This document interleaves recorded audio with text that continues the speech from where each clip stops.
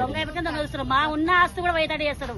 మాకు గుండె భూమి కూడా పోయేటట్టు అయిపోయింది మాకు పరిస్థితి. ఎందుకు మాకు అన్ని పిరవైనాక మాకు మెడికల్ తింటాం. ఈ కష్టం చేసుకుని నలుగురు ఉన్నారు అక్కడ బతకాలంటే ఎట్లా బతుకుతాం? ఈ 10 రూపాయలు కూలి చేసుకుని ఎట్లా బతకడానికి వస్తుంది? సరిపోక ఉన్నదే గుంట భూమి అమ్ముకునేటట్టు అవుతున్నాం. మళ్ళీ మహిళలు ఓట్లు వేస్తారు. వాళ్ళ మహిళలతో మేము గెలుతాం. ఓట్లు ఏమని రమ్మను అందరు చెప్పించుకొని కొడతారు మహిళలు. ఎందుకట్లా? అట్లా మోసం చేసినాడు కదా అందరికి.